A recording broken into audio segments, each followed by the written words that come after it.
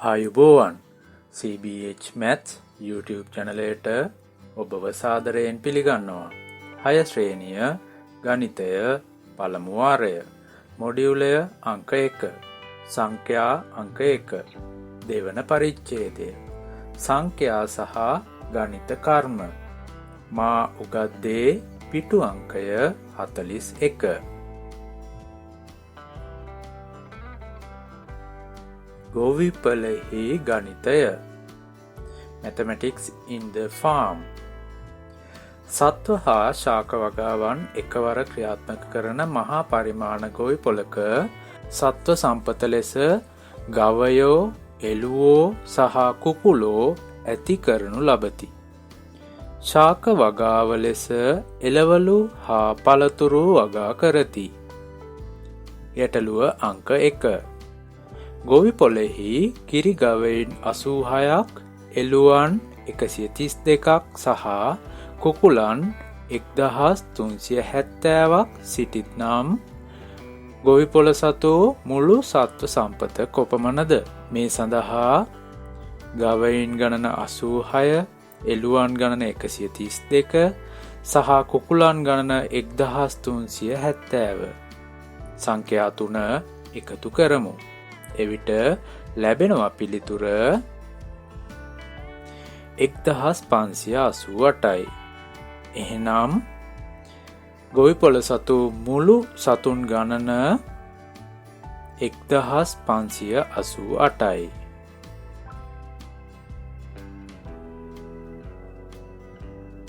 ගැටලුව අංක 2 රෝගයක් වැළඳීම නිසා කුකුලන් 115ක් ගොවිපොළෙන් පිටත පිහිටි ප්‍රතිකාර ලබා දෙන ස්ථානයකට රැගෙන යාමට සිදුවිය. දැන් ගොවිපොළෙහි සිටින කුකුලන් සංඛ්‍යාව කීයද? අපි බලමු ගොවිපොළේ සිටින මුළු කුකුලන් ගණන. ගොවිපොළේ හිටියා කුකුලන් 1370ක්. ඉවතට අරන් ගියා 115ක්. එහෙනම් 1370න් අඩු කරන්න ඕන මේ 115. එවිට ලැබෙනවා පිළිතුර 1255යි. එහෙනම් ගොවිපොළෙහි දැන් සිටින කුකුලන් ගණන වෙනවා 1255යි.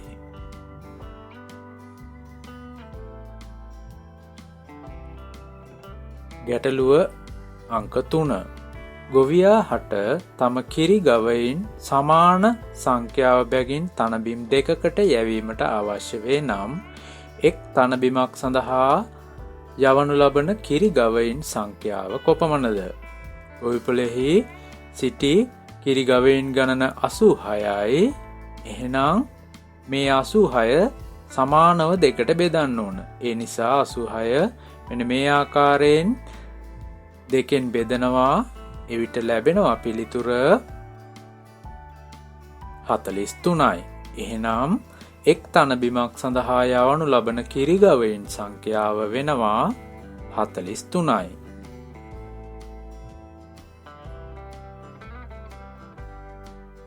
ගැටලුව අංක 4 පළතුරක් ලෙස ස්ට්‍රෝබෙරි වගා කර ඇති අතර එක් මුරයකදී ස්ට්‍රෝබෙරි අස්වැන්න නෙලීම සඳහා කම්කරුවන් 4 දෙනෙකු දින 3ක් සේවයේ යෙදිය යුතුය.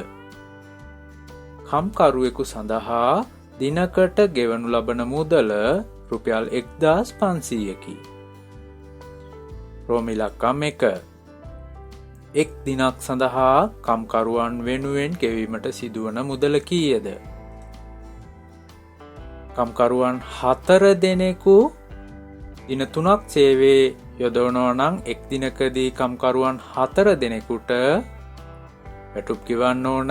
ඒ නිසා එක් කම්කරුවෙකුට ගෙවන දිනක වැටුප 1500 වැඩි කරන්න ඕන කම්කරුවන් 4 දෙනාගෙන්. එවිට ලැබෙනවා පිළිතුර 6000යි. එහෙනම් එක් දිනක් සඳහා කම්කරුවන් වෙනුවෙන් ගෙවීමට සිදුවන මුදල වෙනවා රුපියල් 6000යි.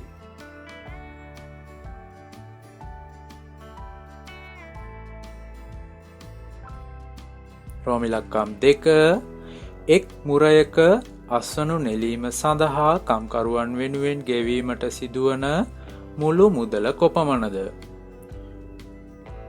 දිනකට කම්කරුවන් 4 දෙනෙකු බැගින් දින 3ක් සේවය දෙනවා නම් එක් දිනකට කම්කරුවන් සඳහා ගෙවන මුදල වන රුපියල් 6000 වැඩි කරන්න ඕන දින ගණන 3ෙන්. එවිට ලැබෙනවා පිළිතුර 18000යි.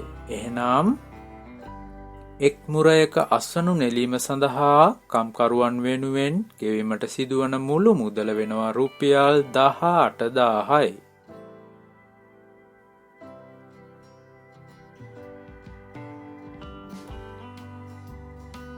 ගැටලුව අංක 5. ගොවි පොළෙහි එක් දිනකදී කිරි ලීටර 688ක් දොවනු ලබයි.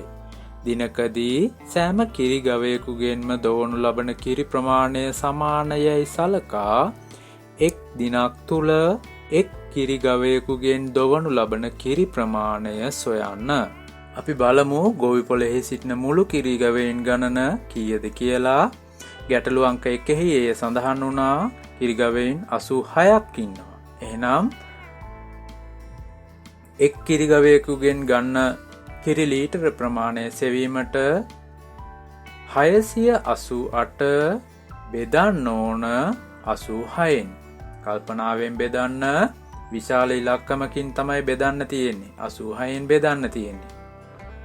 6ට නැහැ 68ටත් 86 නැහැ. එහෙනම් 688ට එකපාරම බලන්න වෙනවා. 688ට 86 ඒවා තියෙනවා 8ක්. 8 වරක් 86 හරියටම 688යි අඩු කරාම 0යි. එහෙනම් එක් දිනක් තුල එක් කිරි ගවයෙකුගෙන් දොවනු ලබන කිරි ප්‍රමාණය ලීටර 8යි.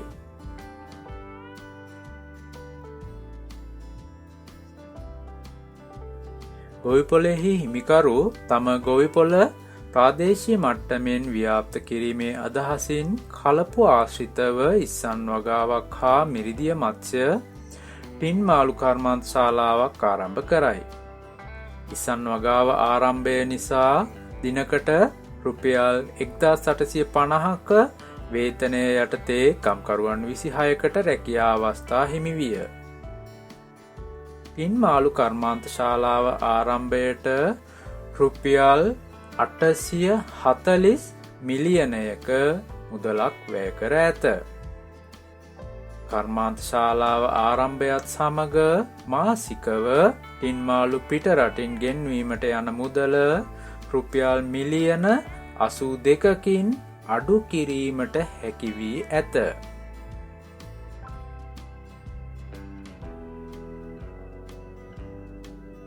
ගැටලුව අංක 6. ඉස්සන් වගාවේ සේවය කරන කම්කරුවන් සියලුම දෙනා සඳහා දිනකට ගෙවනු ලබන මුදල කොපමණද? බලමු ඉස්සන් වගාවේ තොරතුරු.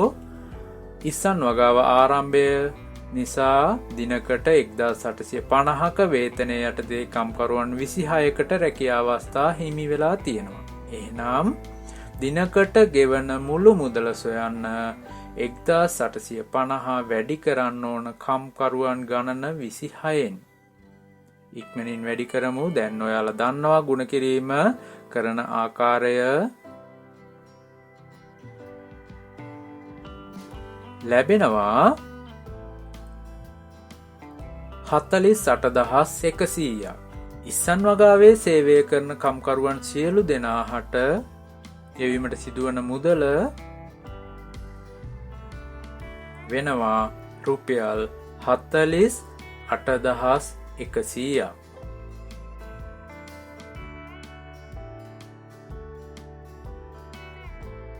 ගැටලුව අංක 7. ටින් මාළු ආනයනය කිරීම නිසා මාසිකව රජය විසින් අය කරනු ලබන මුදල රුපියල් මිලියන 738ක් පමණ වන බව සංඛ්‍යා ලේඛන මගින් පෙන්වා දී ඇත. ටින් මාළු ආනයනය සම්පූර්ණයෙන්ම නතර කිරීම සඳහා, ඒ කියන්නේ පිටරටින් සම්පූර්ණයෙන්ම ගෙන්වීම නතර කිරීම සඳහා තවත් එවැනි ආකාරයේ ටින් මාළු කර්මාන්තශාලා කීයක් ආරම්භ කළ යුතුද? අපි බලමු ටින් මාළු කර්මාන්තශාලාව පිළිබඳ තොරතුරු. ටින් මාළු කර්මාන්තශාලාව ආරම්භයට රුපියල් 840 මිලියනයක මුදලක් වැය කරලා තියෙනවා. කර්මාන්ත ශාලාව ආරම්භ සමග මාසිකව ටින් මාළු පිටරටින් ගෙන්වීමට යන මුදල රුපියල් මිලියන 82කින් අඩු කරගන්න පුළුවන් වෙලා තියෙනවා. එහෙනම් අපි බලමු පිළිතුරු ලබා ගන්න කොහොමද කියලා. ඒ සඳහා රජය විසින් වැය කරන මුදල මිලියන 738 කර්මාන්ත ශාලාව මගින් සිදු කරන නිෂ්පාදනය නිසා අඩුවන මිලියන 82න් බෙදන්න වෙනවා.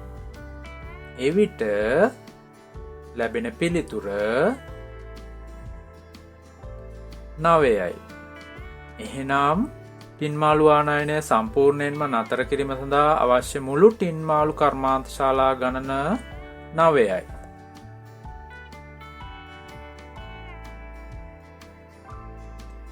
මෙහිදී අහන්නේ සම්පූර්ණයෙන්ම නතර කිරීම සඳහා තවත් එවැනි ආකාරයේ ටින් මාළු කර්මාන්ත ශාලා කීයක් ආරම්භ කළ යුතුද?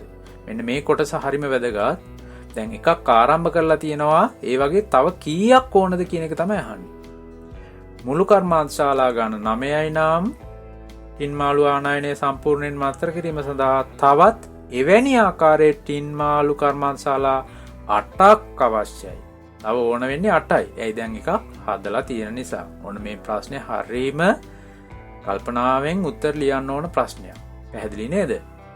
හේතුව මෙතන අහන්නේ තවත් එවැනි ආකාරයේ ටින් මාළු කර්මාන්ත ශාලා කීයක් ආරම්භ කළ යුතුද කියලා. එකක් ආරම්භ කරලා තියෙනවා. අවශ්‍ය මුළු කර්මාන්ත ශාලා ගණන 9යි. 9න් එකක් අඩු වුණාම තව අවශ්‍ය වෙන්නේ 8යි. මේක තමයි එතකොට උත්තරය වෙන්නේ.